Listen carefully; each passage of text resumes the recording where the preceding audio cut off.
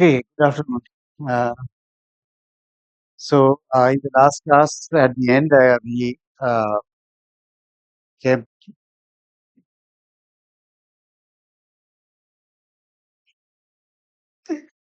uh, at the end of the last class, we came to the topic about discrete random variables, right? This is the starting point in the Demidoff course book. Uh, so, uh, as I told you, there are mainly, we talk about two types of random variables, discrete and continuous. But rarely there are situations where we come across the combination of both, right? It's neither absolutely discrete nor absolutely continuous. It can be a combination of those also, but in most of the times we will be talking about only absolute discrete or absolute continuous random variables. What is the definition of a discrete random variable?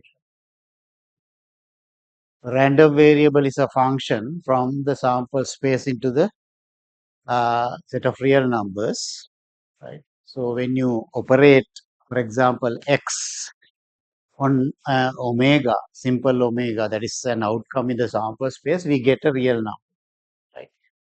So if you operate this x on each omega in the sample space, you will get set of values, real values. Right?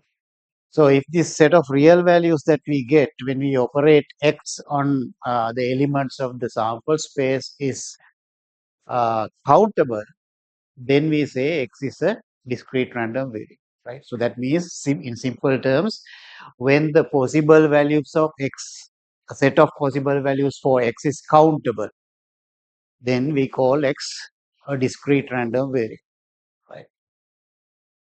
Set of possible values of x is countable. When you say countable, it can be a finite set or infinite, but countable, countably infinite. Right? So this actually is the correct definition, but most of the people, even sometimes teachers, have a wrong idea about a discrete random variable.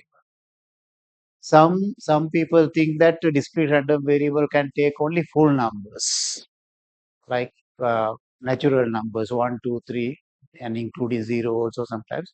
But they think that discrete random variable have to be a full number always. That's not correct. Right?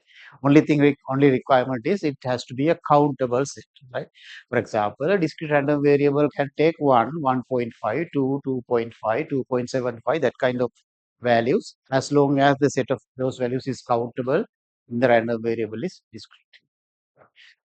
Uh, So so for each value of x, then there is a probability associated with that.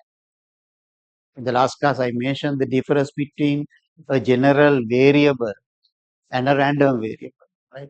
The word variable we use in a lot of situations. In mathematics also, we use the word variable. Like if you write down fx equal to x square plus 2, then we call x a variable. There, it's a mathematical variable. Usually we assign a value for x and then find out fx, right?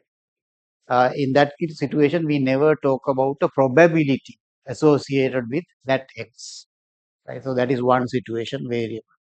In statistics also, in general, for example, when people talk about this descriptive statistics, they usually, when we collect data using a survey or something, we collect data on variables. Like, for example, we record the gender, age, uh, address, and so on. So each of those are variables. There also we don't pay much attention about the probability. Just a certain characteristic that varies from unit to unit or item to item on which we are collecting data. That's a variable. When it comes to a random variable, it's a completely a different thing. As you know now, it is a function. It's not just a characteristic. It's a function coming from the sample space into the real line. But as I told you in the last class, usually we don't have to take it as a function always for most of the problems, when you solve most of the problems, it is enough for us to uh, consider it as a variable, but in addition to the usual variable, there is always a probability attached to that. That means we can consider it as some characteristic. It's measuring some characteristic, and therefore it takes some values. But for each value, there is some probability attached to that. What is the probability that x is equal to something? Or what is the probability that x is less than something, and so on? We can always talk about the probability when you talk about a random. So therefore, there is a function usually we use to express those probabilities. Right? Especially in a discrete case, we can easily talk about the probability for each possible value because it's a countable set. We can talk about each value separately, and therefore we can assign the probability of each possible value, one probability for each possible value, right? So the function that assigns the probability for each possible value of x is called the probability mass function. Probability mass function. Right? So we usually use the notation if your random variable is x, right?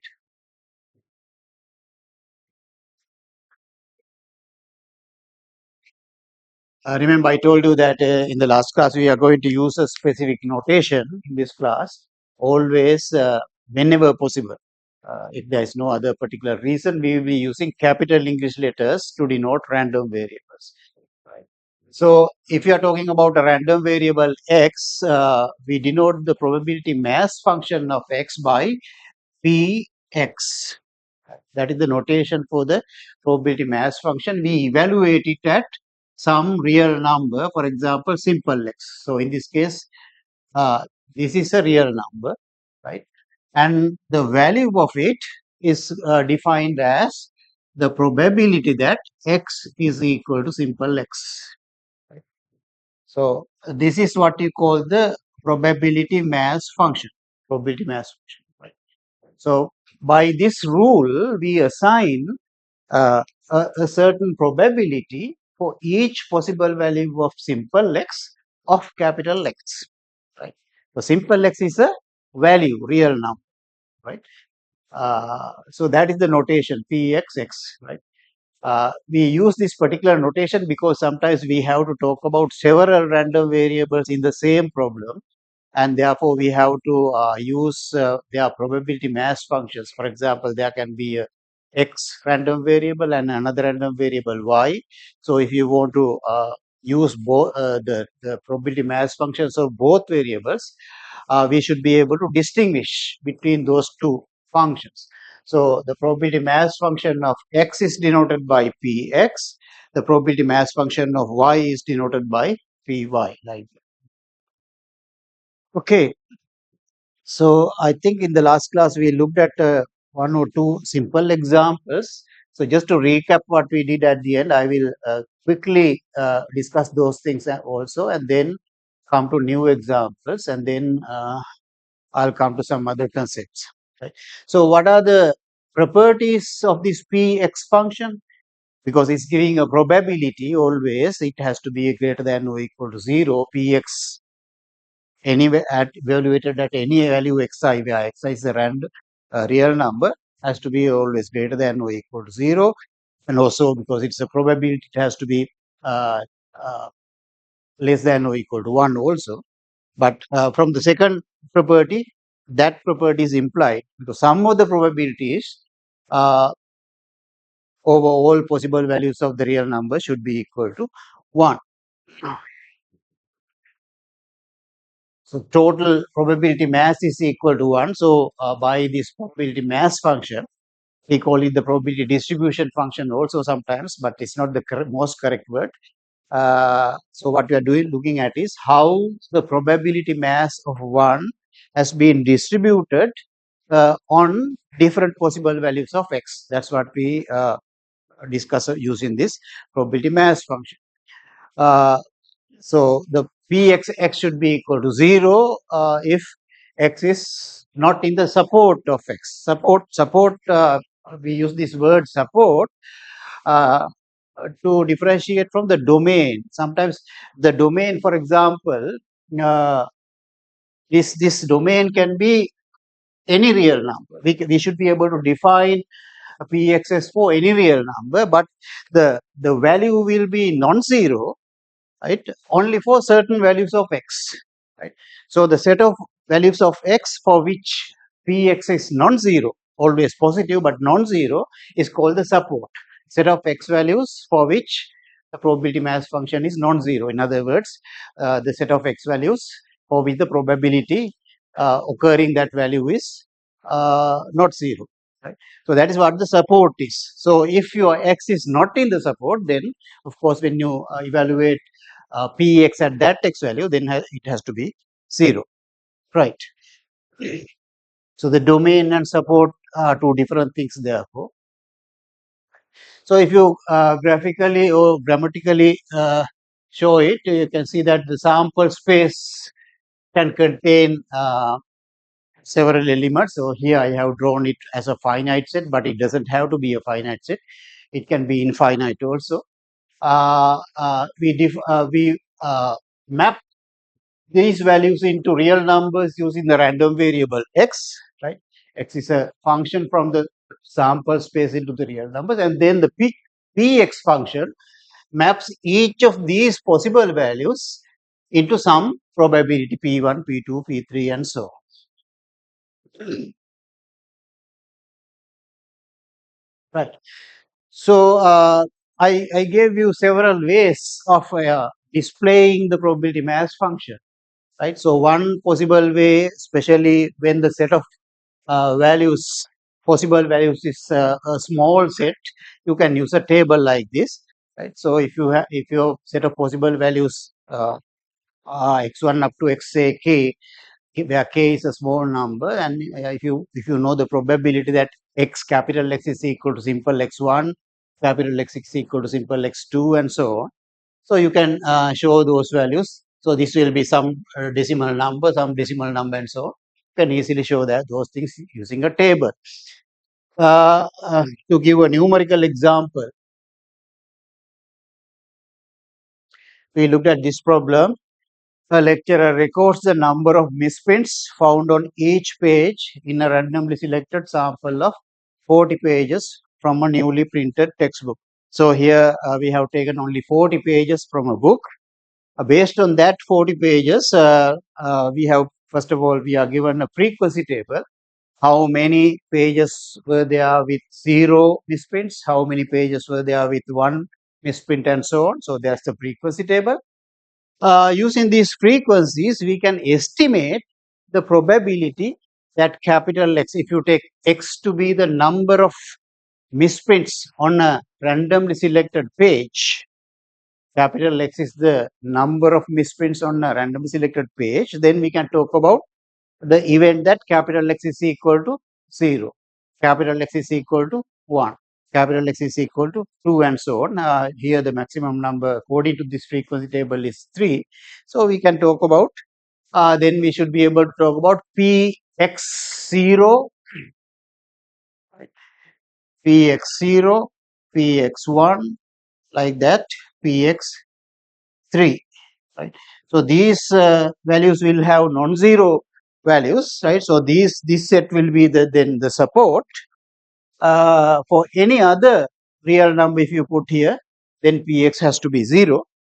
So from these frequencies, we can estimate px values, not actually getting actual value, but we can get estimates in that case using the relative frequency definition, right? We know the when if you repeat the experiment infinitely many times, then uh, the relative frequency will be converged into the actual probability, but practically we cannot do it infinitely many times. Therefore, we do it only as many times we can do.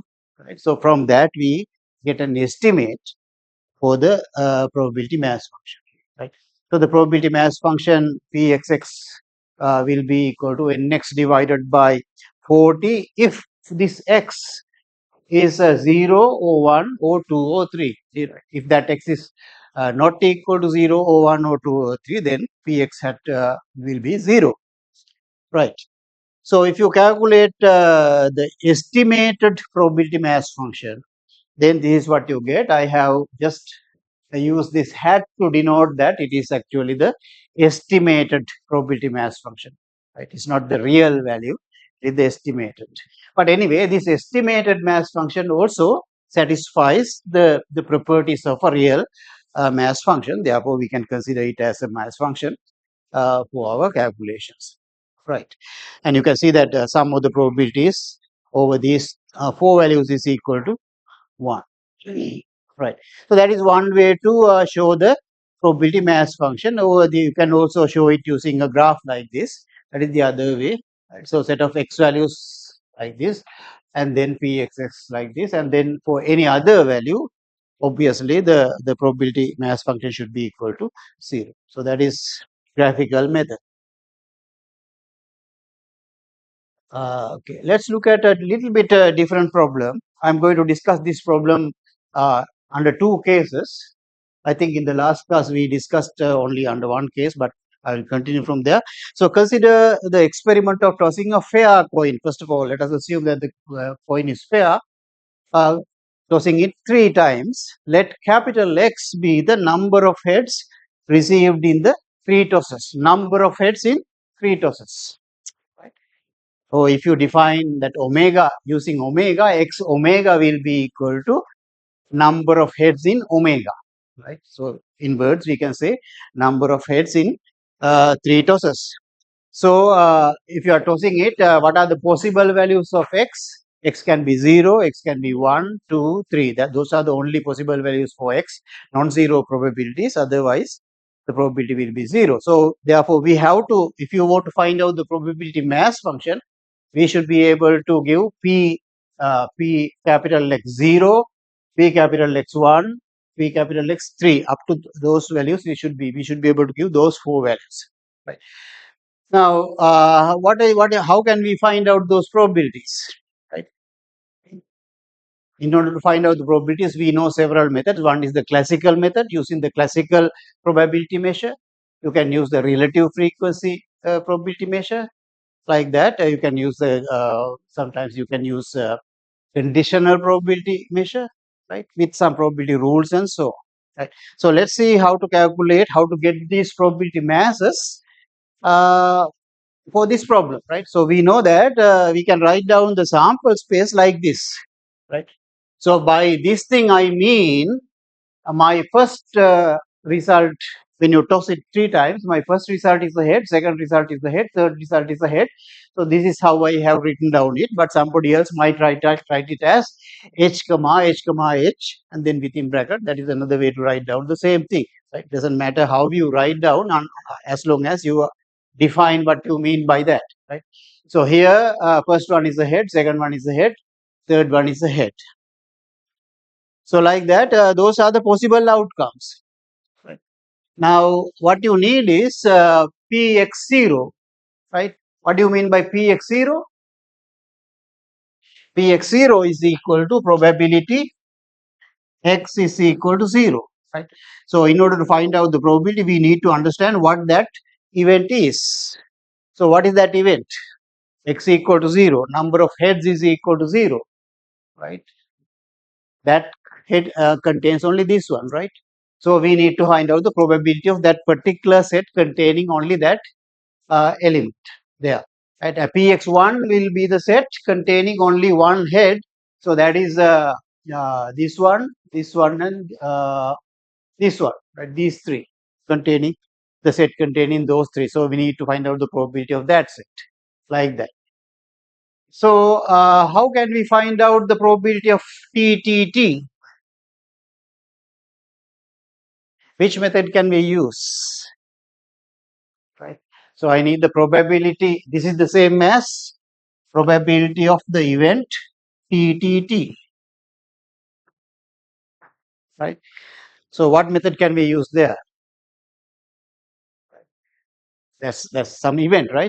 So the probability of any event can be found out using the classical method under two conditions. What are the two conditions requirements?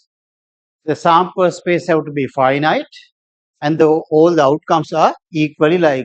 right? So if that is satisfied, then we can apply that method. So definitely you can see that the sample space is finite here. Are these outcomes equally likely? If you assume that the coin is a fair coin. Yeah, all these are equally likely because having HHH is the same. The probability of happening that is the same as happening TTT is the same as happening on any of these things, because the probability of a head or a probability of a tail is half, right? So therefore, all these things have the same probability. Each uh, element, which if you take it as a set, right, then the probability of that event is the same for each event. So therefore, the probability of this probability will be what? Using the classical probability, that will be equal to 1 over 8. There are 8 possible outcomes, 1 out of 8, right? And similarly, Px1 will be the probability that x is equal to 1. So that is a set containing 3 elements there, right? It contains 3 elements. So therefore, the probability will be equal to 3 divided by 8. Number of outcomes in that sample space divided by the total number of outcomes in the sample space. And similarly, Px2 is equal to the probability that capital X is equal to 2. So that again contains 3 elements. So therefore, that probability will be again 3 out divided by 8.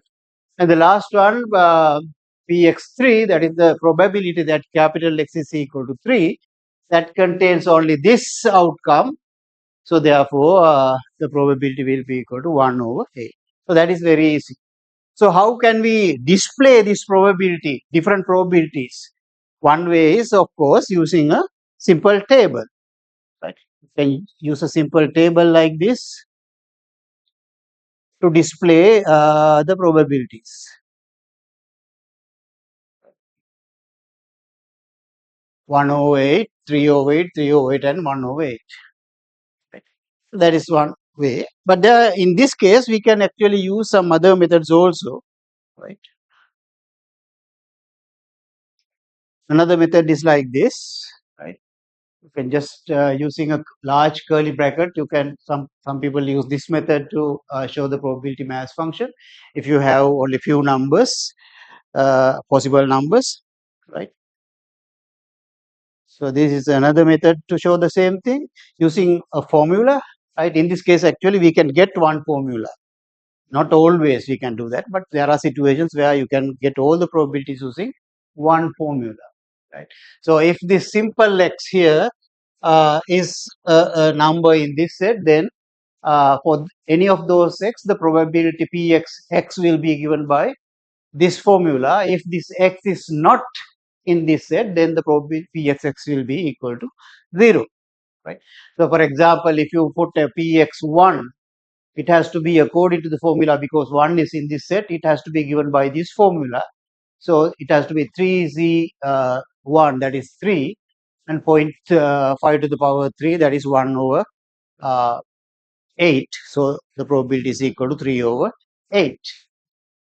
The same thing, even without this bracket and writing down what happens otherwise, because it's obvious and it is actually implied that if your simple x here is not in the support, then the probability has to be 0. Therefore, the probability mass function has to be 0. So therefore, sometimes we just omit these lines completely, write down like this. So that implies the same previous thing, right?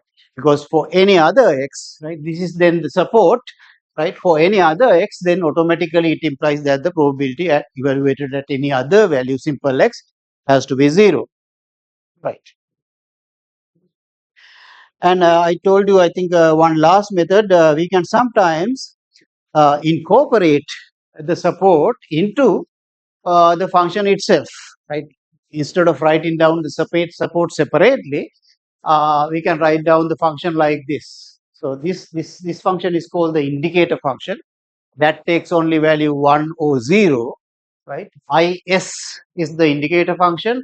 Is x is equal to 1 if this x is in a set S. In this case, say set S is equal to this set, right? So if the simple x is in this set, then this value will be 1.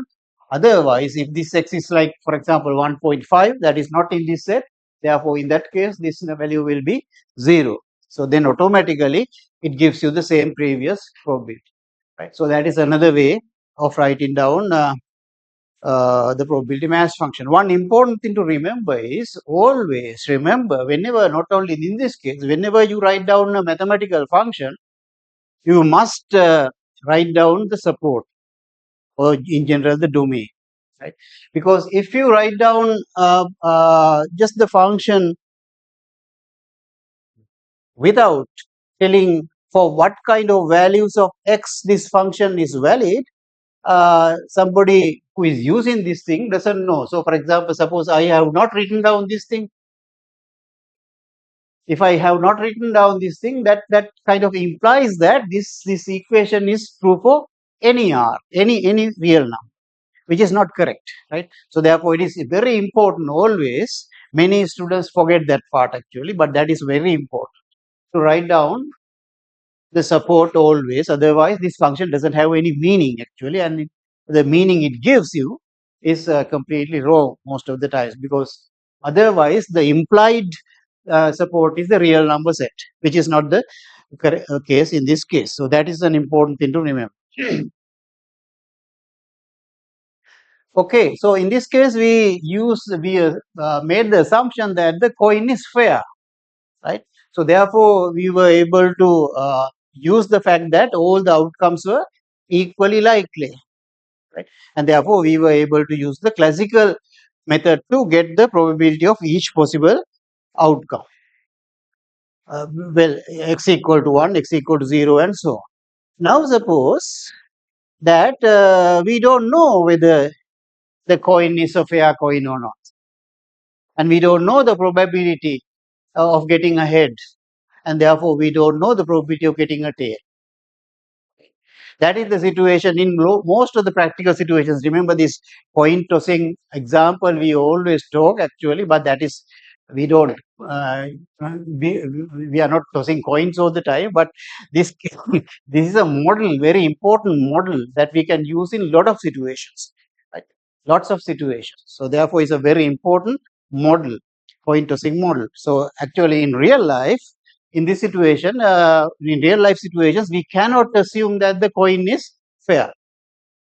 There's no reason for us to assume that the coin is fair. Only thing is that there is some kind of a success and a failure. There are two possibilities in an experiment, right? So if you have two possibilities in an experiment, and if you are doing this experiment a fixed number of times, and if you are interested in the number of, say, successes in this fixed number of times, then you can of course use this coin tossing model to answer your questions, to find out the probability and so on. So that is the importance. Right? So let's look at the more practical model here, coin tossing. Still I am considering tossing a coin 3 times. So number of times that I do it is fixed now beforehand, right? We are not going to change that, but we don't know the probability of a head. So therefore let us denote that probability, whatever that has a probability, let us denote it by Greek letter theta. So that is another convention that I am going to use. Actually, sometimes it's deviating from the book.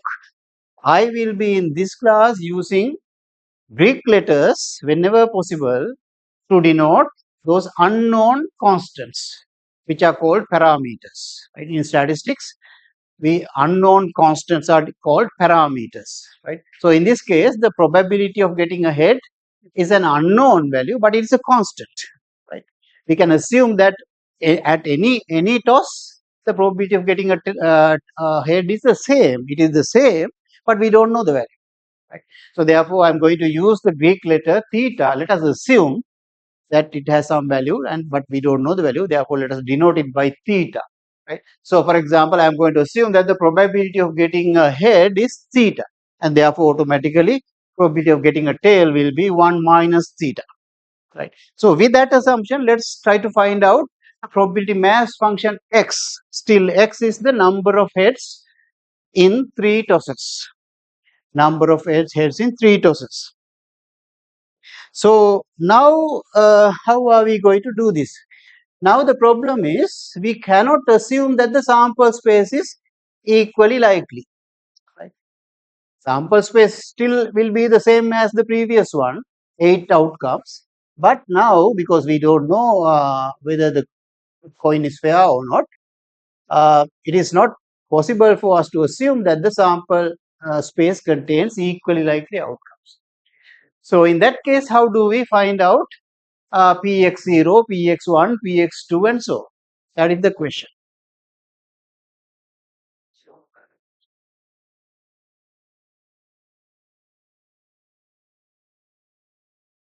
How can we find out the necessary probabilities? We need to find out the probability mass function.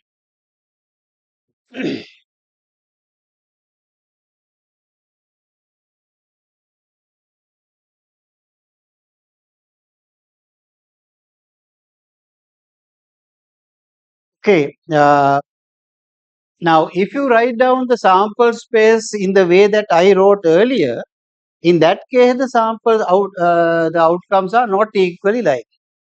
But if you want, there is another way that you can write down the sample space so that outcomes will be equally like. That is one way to go. So if you write down the sample space in a way that uh, each outcome is equally likely, then if we can identify the probability x equal to 1, x equal to 2, x equal to 3 and x equal to 4 events as subsets of that sample space, then we can use the classical method. That is one method.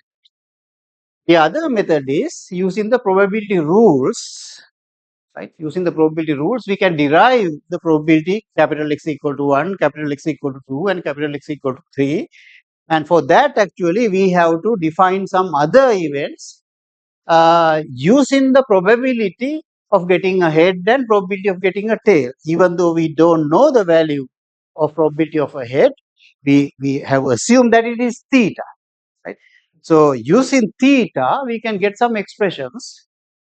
If you consider the getting a head as one event and getting a tail as another event and so on. So how can we write down, for example, this event,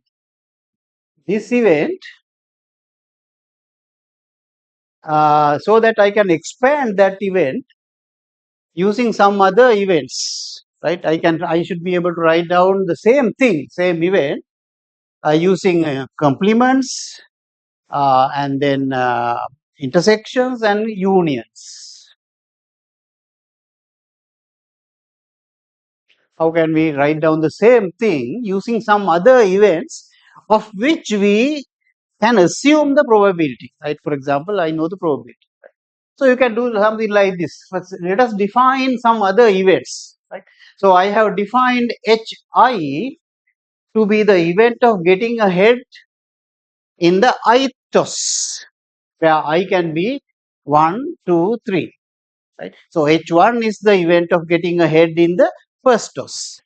Right? H2 is the event of getting ahead in the second toss. H3 is the event of getting a third toss. So I can write down. Now I know that probability of H1 is equal to what? According to my assumption, it is theta. Probability of H2 is also theta. Probability of H3 is also theta. Right. So if I can express the same event here in terms of H1, H2, H3, then I will be able to use my probability rules to get an expression for the same probability of that event. How can I write down this event in terms of H1, H2, H3? That one means first one is a tail and second one is a tail that and third one is a tail. That's what it means, right? So ඒකම කොහොමද අපි H1, H2, H3 ආශ්‍රයෙන් කියන්නේ? That is H1 complement intersection, H2 complement intersection, H3 complement, right? So therefore I can write down the same thing using some other events of which I can use the assumed probability. So therefore, this event sorry, the way that I wrote is like this. So I can write down this as H1 complement intersection H2 complement intersection H3 complement. Remember that I know the probability of H1 is equal to probability of H2 is equal to probability of H3 polar theta. Right? That's notation. So if I want to find out then the probability of this, that means I want to find out the probability of this. So how can I now use the probability rules? Which rule should I use?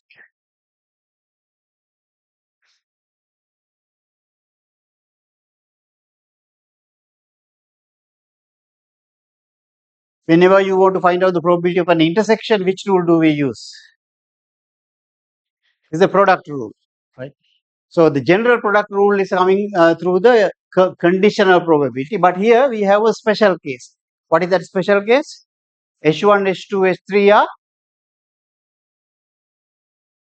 independent or mutually exclusive. If something is mutually exclusive, then there is another one rule. If something are independent, there is another particular rule. So in this case, H1, H2, H3 are independent. Right? Independent. පළවෙනි එකේදී මොකක්ද ලැබෙන්නේ කියන එක මත නදා පවතින්නේ නැහැ නේ. දෙවෙනි එකේදී H1 වෙනවද නැද්ද කියන එක මත නදා පවතින්නේ නැහැ. H2 වෙනවද නැද්ද කියන එක. H1 කම්ප්ලිමන්ට් එක වෙන්නත් පුළුවන් H1 වෙන්නත්. දෙවෙනි එකේදී අරක මත නදා පවතින්නේ නැහැ. H2 වෙන්නත් පුළුවන් H2 කම්ප්ලිමන්ට් වෙන්නත් පුළුවන්.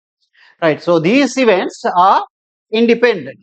These three are independent, and therefore the special case of the product rule can be applied here. This is equal to probability of H1 complement times the probability of H2 complement times the probability of H3 complement. That is a product rule. And now I can write down these things in terms of theta. Right? What is this? 1 minus theta times 1 minus theta. 1 minus theta, so that is 1 minus theta to the power 3. So I have an expression for the first one. This is actually in terms of, if you define the mass function, this is px 0, 0 heads. That is the same as the probability that capital X equal to 0. Right. Now I will give you a few minutes to think about and get the expression in terms of theta for px1. Get the expression using the same argument. I'll give you some time to try. Px1, right? Px1 means getting one head, right? So there are three possibilities there: head, tail, tail, tail, head, tail, and then tail, tail, head. So we are finding the probability of that event. So I'm asking you to write down that event again in terms of H1, H2, H3. Right? A event එකත් H1, H2, H3 ආශ්‍රයෙන් ලියන්න පුළුවන්. ඒක ලියාගන්න. ඒකට තුනක් තියෙන එක එක event එකක් විදිහට ලියන්න පුළුවන් H1, H2, H3 විදිහට පාවිච්චි කරලා.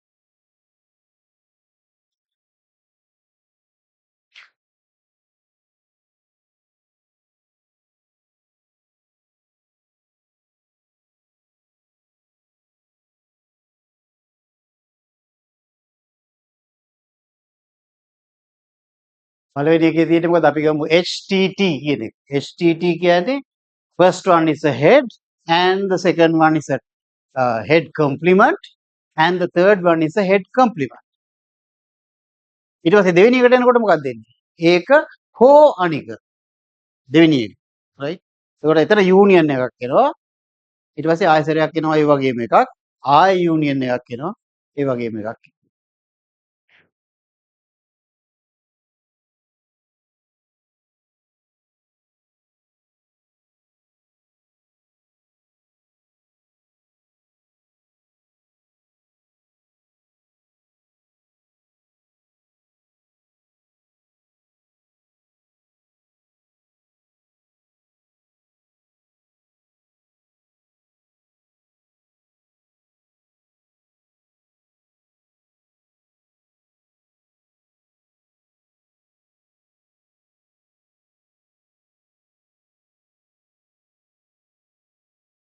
So I you to write down that event in terms of H1, H2, H3. So we can write down this as H1 intersection H2 complement intersection H3 complement, or H1 complement intersection H2 intersection H3 complement, or H1 complement intersection H2 complement intersection H3. So this whole set I can write down like this. Right? So what I want is the probability of this. Right? So the question is, what is the probability of this? Right? That is what I mean by Px1. Right? So therefore I need the probability of this event, probability of that event. Right? So how can we now apply the probability rules here? You can consider this as the union of three events. This is a union, this is a union, right? Inside each of these, there are intersections. But if I denote this by A, B, and C, what can you say about A, B, C? Huh?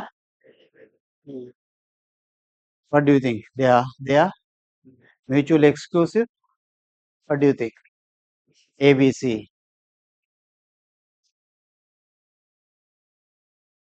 කාසියක් උඩ දාලා කිව්වද?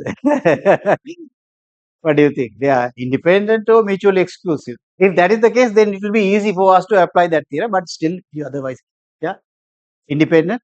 Okay, so still there's a problem. Right? Independent කියන්න බෑ. හැබැයි දැන් මෙහෙම බැලුවොත් දැන් මේ event එක කියන්නේ මොකද්ද? First one is a head and the second one is a tail and the third one is a tail. ඒක සිද්ධ වෙලා තියෙනකොට ඒ වෙලාවෙම මේක හෝ මේක වෙන්න පුළුවන්. ඒ result එකම මේක හෝ මේක වෙන්න බෑනේ. දැන් අපි මේ මොකද්ද, when you roll a die, if you get a 2, you have got an even number, you have got a number less than 4, you have got a 2, so all those things has happened at the same time නේ. එතකොට ඒවා මේ mutually exclusive නෑ, right? ඒ වගේ මේක වෙච්ච වෙලාවට මේක වෙන්න බෑ, මේක වෙන්න බෑ. ඒතර මේවා mutually exclusive. එතකොට අපි බලන්න ඕනේ මේවා mutually exclusive ද independence කියලා බලන්න ඕනේ කොතනදීද? යූනියන් එකක් තියෙනවා නම් අපි mutually exclusive ද කියලා බලන එක තමයි වැදගත් වෙන්නේ. මොකද ඒකට සම්බන්ධ රූල් එකක් තියෙනවා. mutually exclusive events වලට තමයි රූල් එක තියෙන්නේ. යූනියන් එක ගන්නකොට. independent ඒවට රූල් එක තියෙන්නේ මේ intersection එක සඳහා. Right? If you are considering intersections of some events, if the events are independent, then the probability of the intersection is equal to the product of the probabilities. So අනිත් එකක් තියෙනවද කියලා බලන එකේ තේරුම් ගන්න අර අරක විතරක් බලුවා නම් ඇති. ඒක චෙක් වෙනවා, චෙක් කරගන්න ඕනේ, හිතලා බලන්න ඕනේ මේක සිද්ධ වුණු වෙලාවට මේකයි වෙන්න පුළුවන්ද? බෑනේ. ඒතකොට එහෙමනම් අපිට මේ මුළු probability එක ලියන්න පුළුවන් කොහොමද? This is the probability of this thing A plus the probability of B plus the probability of C කියලා ලියා ගන්න පුළුවන්. That is coming from the addition rule, the special case of the addition rule. Right. Addition rule එකේ තියෙන්නේ generally තියෙන්නේ මෙහෙමනේ. Probability A union B is equal to probability of A plus probability of B minus the probability of A intersection B. That is the general addition rule. But if A and B are mutually exclusive, this part will be 0. Right? So therefore, you are going to get only these two. So that is the special case here. Then මේවා ගත්තාම මේකයි independent. H1, H2, H3 and therefore H1 complement, H2 complement and H3 complement are independent. Right? H1 වෙනවද නැද්ද කියන එක මතර දපවතින්නේ නැහැ, H2 වෙනවද නැද්ද කියන එක. Right? හැබැයි එක වෙලාව වෙන්න පුළුවන්. H1 වෙලා තියෙන වෙලාවට H2 වෙන්න පුළුවන්. අපේ toss coin එක toss කරන වෙලාවට H1 වෙලා තියෙනකොට H2 වෙන්න පුළුවන්. ඒකට ඒක mutually exclusive නැති වෙන්න පුළුවන්. mutually exclusive නෑ. එහෙම වෙන්න පුළුවන් ඒකට. හැබැයි independent. එතකොට මෙතනදී දාන්න පුළුවන් මේක මේ probability of A හොයනකොට ඒක සමානයි probability of this one times the probability of this one times the probability of this event. Similarly, probability of B is equal to probability of this event times the probability of this event times the probability of this event. Right. So put the numbers in terms of theta. What do you get?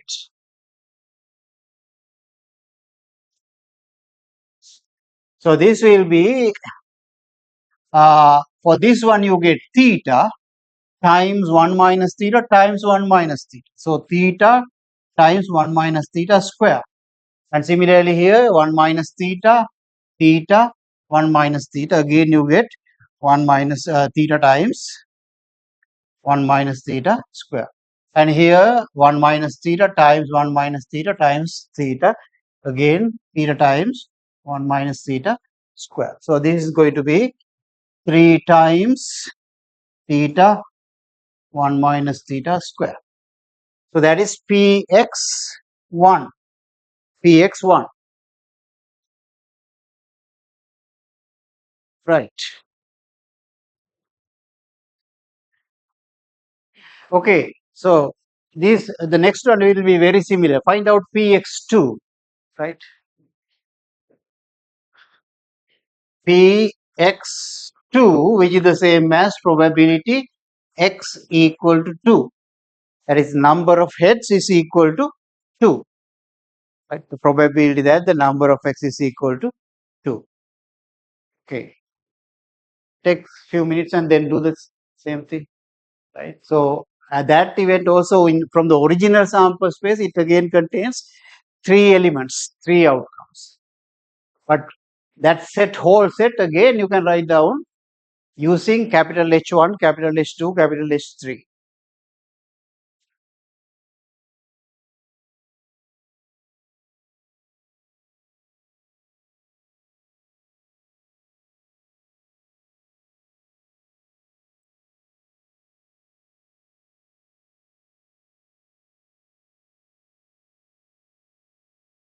So in that case, for example, the first one may have HST, right? So this can be a HST, 2 heads, right?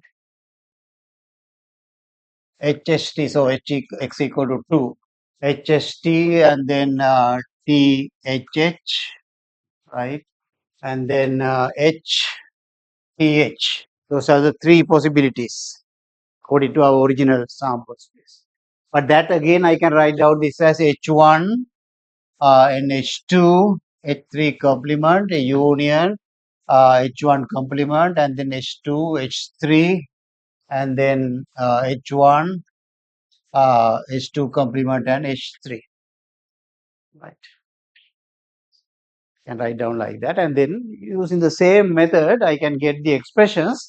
But in that case, there will be, when you take the product rule, there will be a theta from here, and 1 minus theta. Right. Theta, 1 minus theta, theta, theta.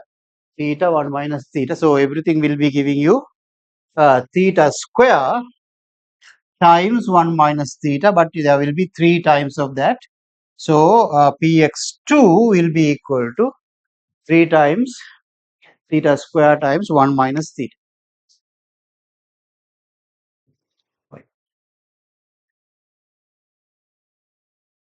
What about the last one? px3 අපිට මේ හොඳ පෑනක් හොයාගන්න පුළුවන් නම් හොඳයි.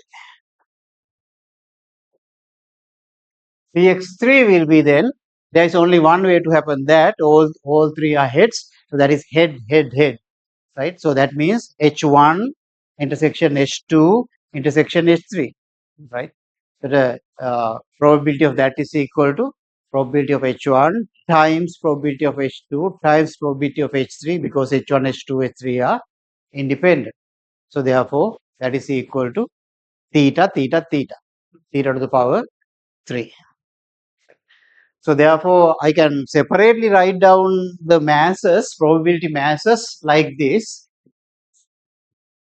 I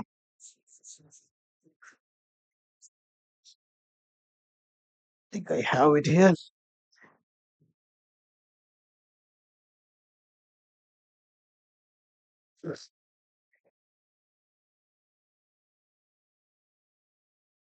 So you can write down the mass function like this. Pxx is equal to Px0 will be given by this expression. Px1, that is if x is equal to 1, that is this expression. Px2 is this one, Px3 is this one, and 0 otherwise. So you can ignore this part also, then automatically it implies that 0 otherwise. So that is one method to get this probability mass function. And this model actually will be used again. This is called a binomial model. Binomial model. This is one of the most important models in discrete random variables. Generally, we can use this to model the probability mass function of the number of successes in n trials, where each trial gives you a success or a failure. Suppose you carry out some experiments where the outcome in each experiment is a success or a failure, like head or tail. Suppose you do it n times, right, like 3 times, and then look at the number of successes in the n trials. That is your variable, random variable. So in that case, you can easily get the expression like this. Using one formula. Actually, you can get this one using one formula like this as well.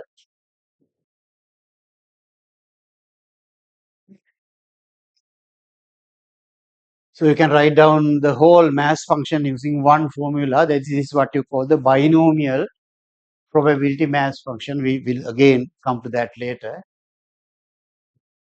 Binomial. So that's a very important probability model that we use a lot of times. Right. So this is, as I mentioned, this is one method that you can get the probability mass function in this situation where we don't assume that the coin is fair. Right. The other method, as I mentioned, is in this case it's also possible to write down the sample space differently than what I wrote earlier, so that each outcome is equally likely. Right. So ඒක කරනවා නම් කොහොමද කරන්නේ? ඒක මේකට නෙමෙයි. අනිත් එකට තමයි ඒක වැදගත් වෙන්නේ. right. මේකෙදී ඕක තමයි තියෙන ක්‍රමය, ලේසිම ක්‍රමය. right. දැන් මෙතනදී කරේ මොකද්ද? මෙතන මේ ඊළඟට එන එකත් මම කියන්නේ the next one is also a model that I am coming to again. This one is, in the previous one, it was we are doing some experiment where the outcomes are independent, right? Whether you get a head or tail in the first toss is independent of whether you get a head or tail in the second. It's independent of whether you are getting a head or tail in the third one. Right? In other words, the probability of getting a head in the second toss, given that the first one is a head or tail, දෙකෙන් එකක් දුන්නාම ඒකම සමානයි probability of getting a head in the second toss. ඒ කියන්නේ probability of A given B කියන එක ගත්තොත් උදාහරණයක් විදියට අපි පොදුවේ ගත්තොත් probability of A given B is the same as probability of A. මෙහෙමනම් අපි කියන්නේ A සහ B independent කියලා. Conditional probability of A given some other thing is the same as the unconditional probability of A. Then we say A and B are independent. But ඒ කතා කරපු එක binomial model එක අපිට ඒ වගේ අවස්ථාවක තමයි පාවිච්චි කරන්න පුළුවන් when the outcomes are independent. Right. Now let us look at a situation where outcomes are dependent. Right. The probability, these two probabilities are not the same, they are different. Right. We will look at that kind of situation and try to get a probability mass function. These are very simple ideas like A-level mathematics, but we will be using probability rules or classical method. In this case, we can use both methods. We will talk about probability rules first and then look at the classical method. Right. So a box contains 5 white balls and 2 black balls. 5 white balls and 2 black balls. දැන් ගෙනපු එක ඔක්කොම මම කලවම් කරගත්තද? Right.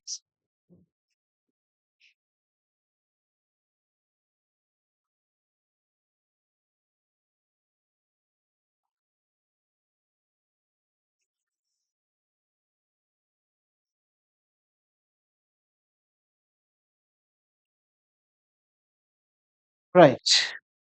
Okay. So suppose we have five white balls and two black balls in a box.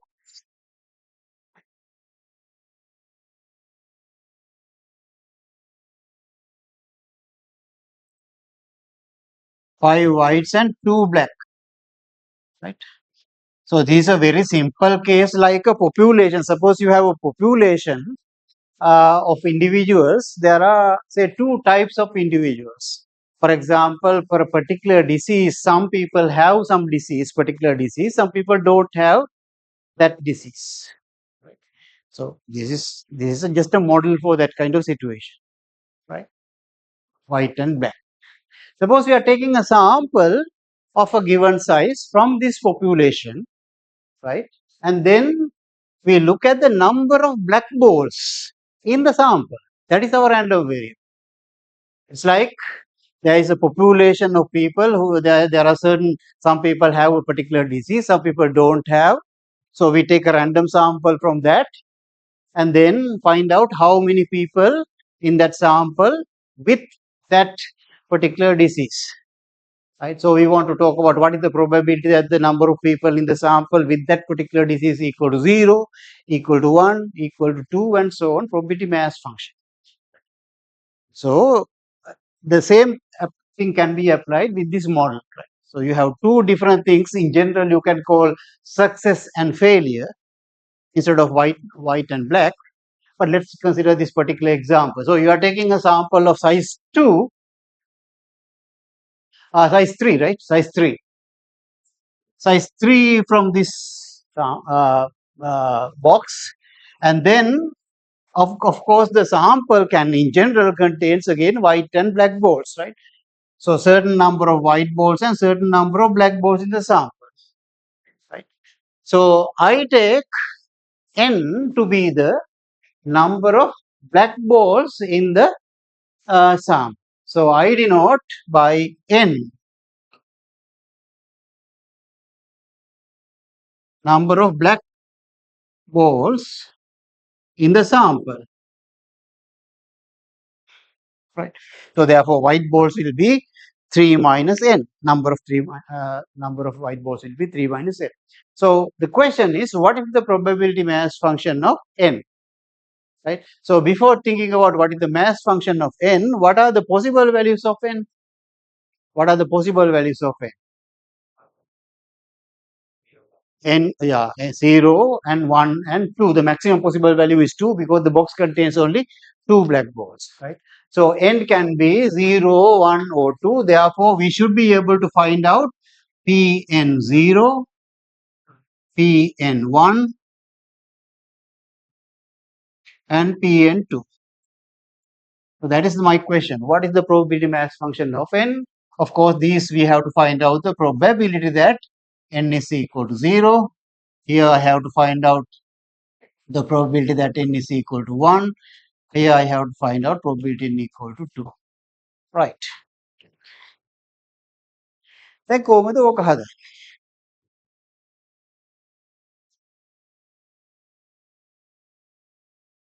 දැන් මේකෙත් මට ඕන sample space එක මේ විදිහට ලියා ගන්න පුළුවන්. I can write down the sample space very similar to the previous one.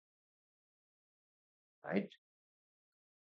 First one is a white, second one is a white, third one is a white, right, and so on. And then based on that, I can find out the event n equal to 0 will be given by black එකක්වත් නැති එකක් නේ. black එකක්වත් නැති එක කියන්නේ මේක විතරයි. Right. So that is the event n equal to 0. Right. black එකක් තියෙන එක කියන්නේ මේකයි මේකයි මේකයි තුනම තියෙන set එක. That is the event n equal to 1. And this is the event that n equal to 2, this subset. Right. So what I want is to find out the probabilities of those. Right. එතකොට now, do you think these outcomes are equally likely? No, definitely they are not. Right? They would have been equally likely if, for example, probability of B and probability of W are the same. But otherwise, it's not. So therefore, in order to find out the probability of those subsets or the events, we cannot use the classical method here. Definitely, using this sample space, we cannot do that. Okay, then how can we do it? Again, if I write down, if I define my H1, H2, not H1 in this case, W1, W2, W3, or black one, B1, B2, something like that, then using those, I will be able to find out the probability. හැබැයි මෙතන එක දෙයක් තියෙනවා. The main difference in this one and the previous one was just rolling or tossing a coin 3 times. The outcomes were independent. මෙතනදී අපි sample එකේ මේ box එකෙන් finite population එකකින් sample එකක් ගන්නවා. එතකොට පළවෙනියට ලැබෙන එක පළවෙනියට ලැබෙන එකේ color එක මත රඳා පවතිනවා දෙවෙනියට ලැබෙන එකේ color එකේ probability. Because we are doing it without replacement. Right? So එහෙම පළවෙනි එකේ සහ දෙවෙනි එකේ probabilities රඳා පවතිනවා නම් එහෙනම් outcomes are not independent. They are not independent. They are dependent. Right? එතකොට යම්කිසි dependent events ටිකක් ආශ්‍රයෙන් හැබැයි අපිට ලියා ගන්න පුළුවන් අර අපිට අවශ්‍ය sets ටික. We can write down our required sets in terms of some other events of which we are able to find out the probability. කොහොමද ඒක ලියන්නේ? දැන් මම එක ක්‍රමයක් ඔයගොල්ලන්ට කියන්නම්. මෙන්න මෙහෙම කරගත්තොත් අපිට පුළුවන් ඒක ලියන්න.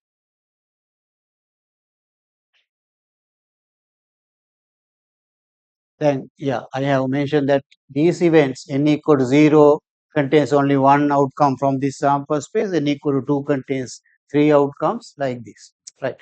So here we cannot use the classical method because the outcomes are not equally likely even though the sample space is finite, right?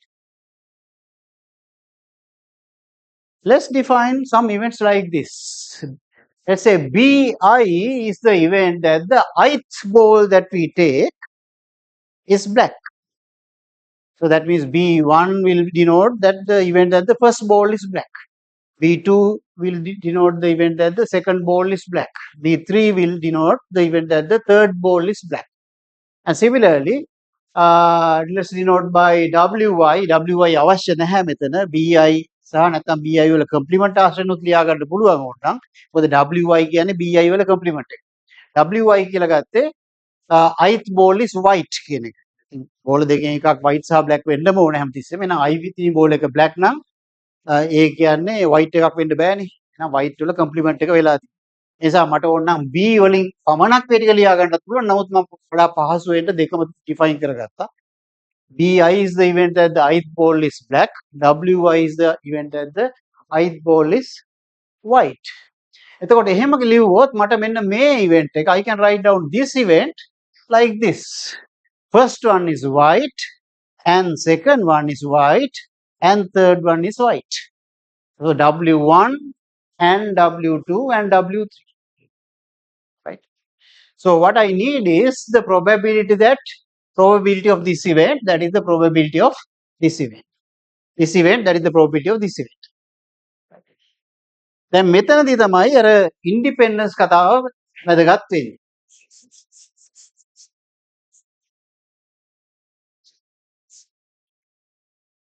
I need the probability that probability of W1 intersection W2 intersection W3.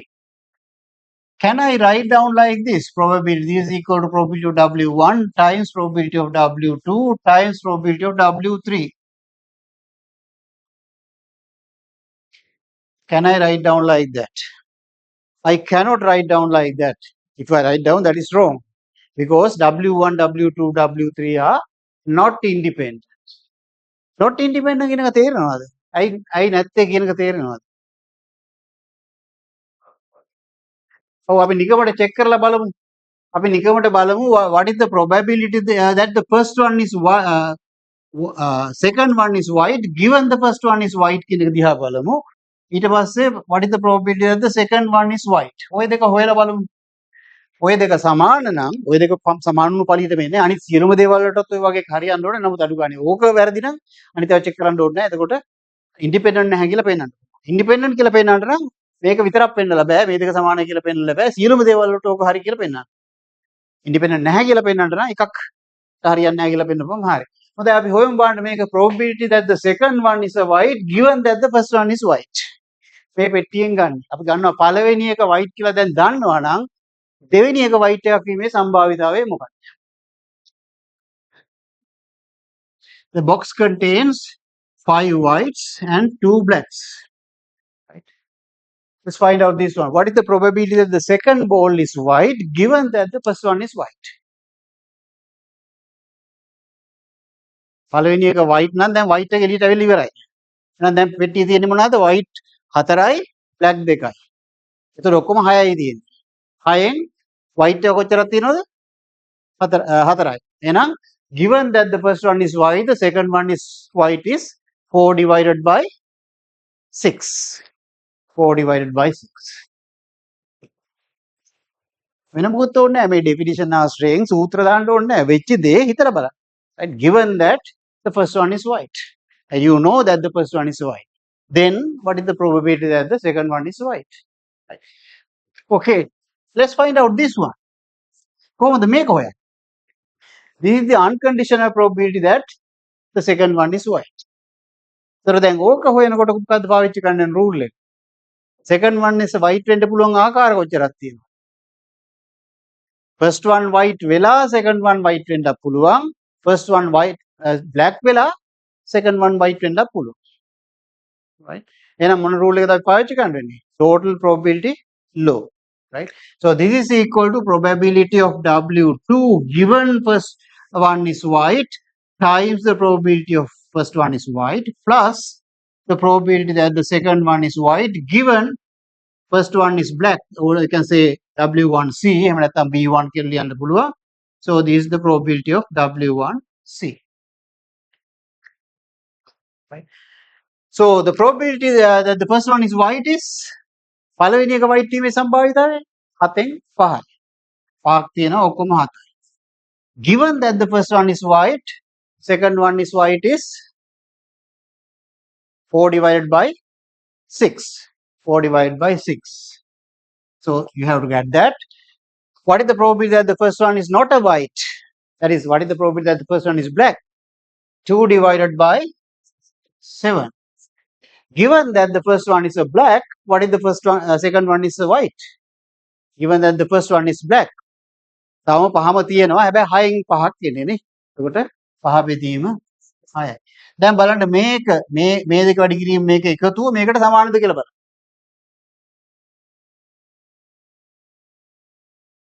සමාන වෙනවද? 42යි 20යි මෙතන 42යි 10යි 30 බෙදීම 42යි. 30 බෙදීම 42 සමාන වෙන්නේ නැහැ නේ 4 බෙදීම 6ට. එහෙනම් මේ දෙක වෙනස්. දෙක වෙනස් කියන එකෙන් අපිට කෙලින්ම කියන්න පුළුවන් එහෙනම් W1 and W2 are dependent. They are not independent.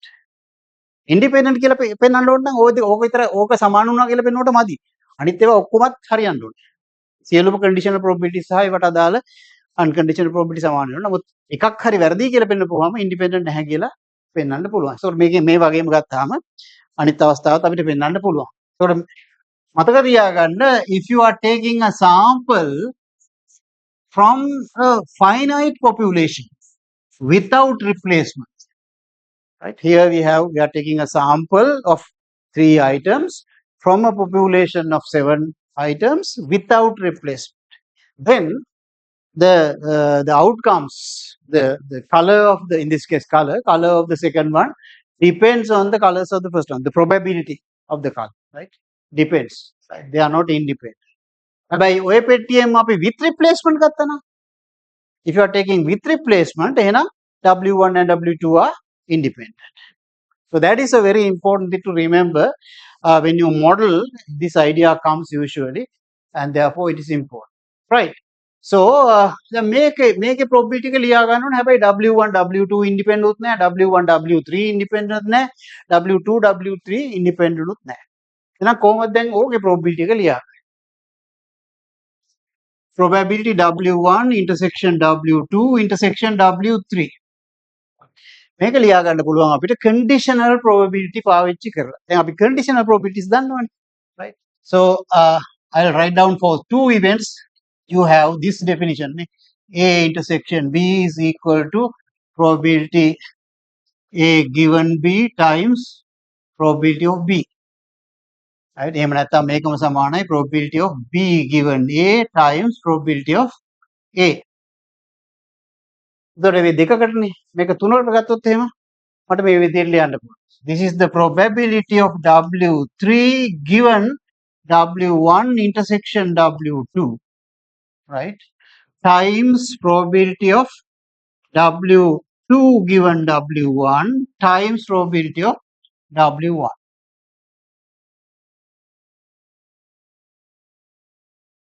Right? W1 සිද්ධ වෙලා ඊට පස්සේ W1 සිදු විට W2 සිදු වී ඇති බව මේ W1 සිදු වී ඇති බව දන්නවා විට W2 සිදු වෙනීමේ සම්භාවිතාවය ඊට පස්සේ W1 සහ W2 දෙකම සිද්ධ වෙලා තියෙනකොට W3 සිදු වීම කියනවා. මේක ඔයගොල්ලන්ට ලේසියෙන් පෙන්වන්න පුළුවන් මේක A මේක B කියලා අරගෙන දාන්න ඉස්සරලා අර සූත්‍රය ඊට පස්සේ මෙතනින් එන ඉන්ටර්සෙක්ෂන් මේකට ආයතරයක් දාන්න. එතකොට මේක එනවා. Then අපිට මේව ටික අපි දන්නවා. What is the probability of W1? 5 over 7. The first one is white. What is the probability that the second one is white given the first one is white? 4 over 6. What is the probability that the third one is white given the first one is white and the second one is white? That is also we know 3 out of 5. Right? So therefore we can get that probability using that conditional probability, right? So that is actually probability n equal to 0, otherwise that is the Pn 0, right? Number of black balls is equal to 0, right? So the same idea can be used to find out the other probabilities also, like this. So this is the one that I showed you here. And similarly, you can write down n equal to 1 contains 3 outcomes in the sample space, each of those things. So the first outcome or the second outcome or the third outcome, right? මේවට mutually exclusive මේක වෙච්ච වෙලාවට මේ දෙක වෙන්නේ නැහැ. මේක වෙච්ච වෙලාවට මේ දෙක වෙන්නේ නැහැ. එතකොට ඉස්සරලා අපිට mutually exclusiveness එක පාවිච්චි කරන්න පුළුවන්. Right? So therefore this is equal to probability of this event plus the probability of this event plus the probability of this event. So that's because those three events are mutually exclusive, right? But then you cannot use the product rule directly because within those things intersection, the events are not independent. So therefore you have to use the general product rule. General product rule එක තමයි අර conditional product එකෙන් එන්නේ, right? Special case එක තමයි independent නම් කෙලින්ම product of the two probabilities. මෙතන දාන්න වෙන්නේ general product rule එක තමයි probability of this one හොයන්න වෙනම පාවිච්චි කරන්න වෙනවා, probability of this one separately, probability of this one separately, using the same idea here.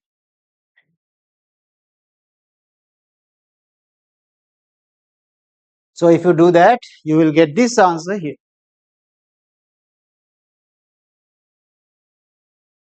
Right? And similarly we can find out the probability n equal to 2 also. මෙතනදී දැන් 1යි 2යි හෙව්වට පස්සේ n equal to 2 එක හොයන්න අමුතුවෙන් මේ විදිහට යන්න ඕනේ නැහැ. කොහොමද හොයන්නේ? ඔව් දැන් අපි දන්නවනේ n සමානයි 0යි 1යි 2යි විතරයි වෙන්න පුළුවන් කියලා. දැන් බිඳුවේ සම්භාවිතය දන්නවා, එකේ සම්භාවිතය දන්නවා. දෙක වීමේ සම්භාවිතාවය 1 minus the sum of the other two වෙන්නත් ඕනේ. Right? ඔත් මම මෙතනදී මේ විදිහටම දාලා තියෙනවා ඒක. Right. So you can write down the probability mass function using a table in this case. You can also get a formula also, I'll show you that. So ඒක method එකක්. මෙතනදී probability එක හොයන්න පුළුවන්. There I wrote down my particular event in terms of some other event, and then using the conditional probability that I know, I can get the probability of my events. That is one method. අනිත් method එක මම අර ඉස්සෙල්ලා කිව්වා වගේ මේකත් කියලා ඉවරලාම break එකක් ගමු. අනිත් method එක තමයි if you want in this case you can actually write down the sample space in a way that all the outcomes are equally like. දැන් මෙතන මේ TT මොකද්ද www TT black කියලා ලියන්නේ නැතුව අපිට පුළුවන් අපි උපකල්පනය කරනවා. let us assume that the 5 black balls have been marked as W1, W2, W3, W4, W5. Each ball is considered as individual separate. White නෙමෙයි. white පහත් වෙනම සලකනවා. white 1, white 2, white 3, white 4, white 5. black 1, black 2 දෙකත් වෙනම සලකනවා. එතකොට මෙතන ඔක්කොම වෙනස් බෝල හතක් තියෙනවා. එතකොට වෙනස් බෝල හතක් ගත්තාම දැන් WWW2 කියන එක අතර මෙතන ගත්ත හැකි W1 W2 W3 W ඒකම ආයසරයක් මාරු කරන්න පුළුවන් W2 W1 W3 W3 W1 W2 කියලා ගන්න පුළුවන් ඊට පස්සේ W1 W2 W5 ඒ විදිහට ගොඩාක් ආකාර ගන්නකට ලියන්න පුළුවන් how many ways you can write down there are 5 white balls all together there are 2 black balls all together if you select 3 items separate in a sample how many different samples are there how many different samples are there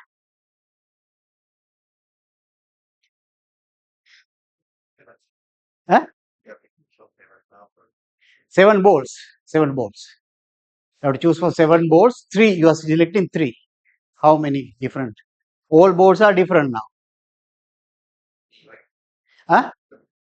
නෑ ඔක්කොම විවිධ combination මේ ආකාර කීයක් තියෙනවද වෙනස් තුනේව කීයක් තියෙනවද අපිට එතන මම අහන්නේ කොච්චර arrangements තියෙනවද කියලා. ඒ කියන්නේ W1 W2 W3 කියන එකයි W2 W1 W3 කියන එකයි W3 W1 W2 කියන එකයි වෙනස් විදිහට කලකත්තොත් කීයක් තියෙනවද ඔක්කොම 7p3 yes 7p3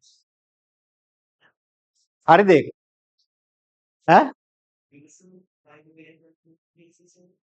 3c divided by divided නෙමෙයි එතෙන්දී එහෙමනම් multiplied by වෙන්න ඕනේ ඊට පස්සේ ඒකත් වැඩි කරන්න ඕනේ ඕනම එකක් ආයෙ arrange කරන්න පුළුවන් වාර ගන්න. C වලින් යන්නේ combinations නේ. combinations කියනකොට අපි order එක සලකන්නේ නැහැ. හරි? ඒ කියන්නේ W1 W2 W3 කියන එකයි W1 W3 W2 කියන එකයි W2 වලට ඇවිල්ලා W ඒ ඔක්කොම එකයි කියලා සලකන්නේ. combinations without considering the arrangement. yeah P1 තමයි ඒකම සමානයි ඕනනම් ඔය මේ අර C වලින් එන එක දැන් එන්නේ ඕඩර් එක සලකන්නේ නැතුවනේ ඉන්නේ 7C3 කියන එක ඕඩර් එක සලකන්නේ නැතුව ඊට පස්සේ ඒ එකක් ගත්තාම ආයතරයක් කී වාරක් ගන්නකට සලකන්න ඕඩර් කරන්න පුළුවන් permutation 3 times 2 times 1 ඒකෙන් වැඩි වෙන්න එතකොට එන්නේ 7p3 එතකොට 7p3 තමයි අන්තිමට එන්නේ එහෙම නැත්නම් ඔයාගේ එක හරි 7c3 times මේ factorial 3 ඕනම තුනක් ගත්තාම මේක factorial 3 ප්‍රමාණයකට arrange කරන්න පුළුවන් නේ right වෙනස් දේවල් තුනක් ගන්නවා මට මෙන්න මේ පෙට්ටි තුනට දාන්න ඕනේ arrange කරන්න පුළුවන් ඒතකොට මේකට එන්න පුළුවන් ආකාර තුනක් තියෙනවා ඕනම තුනෙන් එකක් එන්න පුළුවන් ඒක දැම්මට පස්සේ මේකට එන්න පුළුවන් තව දෙකක් තියෙනවා ඕනම දෙකක් එකක් දාන්න මේකට එන්න පුළුවන් එකයි එතකොට මුළු arrangements ගන්න තුන වැඩි කිරීම දෙක වැඩි කිරීම එකයි ඒතර මොකක් හරි එක තුනක් fix තුනක් ගත්තාම ඒක arrange කරන්න පුළුවන් 6 ආකාරයක් තියෙනවා right එතකොට ඔන්න ඔය විදිහට ගත්තොත් අපිට කීයක් එනවද ඔක්කොම ගන්න බලන්න කීයක් එනවද කියලා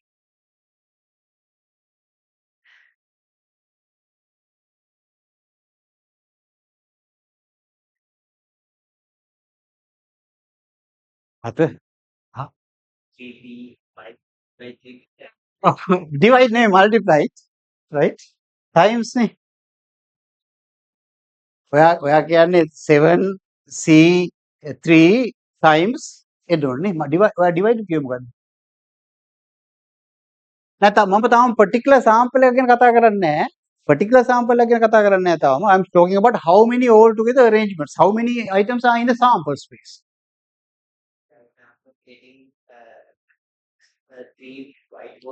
නෑ තාම මම chance එකක් ගැන කතා කරන්නේ නෑ. මම මේ තාම sample space එක ගැන කතා කරන්නේ. හිතන්න white ball පහක් තියෙනවා. ඒවා W1, W2, W3 up to W5 කියලා නම් කරලා තියෙනවා කියලා හිතන්නකෝ. black ඒවා දෙකක් තියෙනවා. B1, B2 කියලා නම් කරලා තියෙනවා. දැන් උතන වෙනස් ඒවා හත් තියෙනවානේ. there are 7 different ones. Now I am considering the number of ways of arranging 3 balls when you are taking 3 balls out of these 7 balls. Arrangements.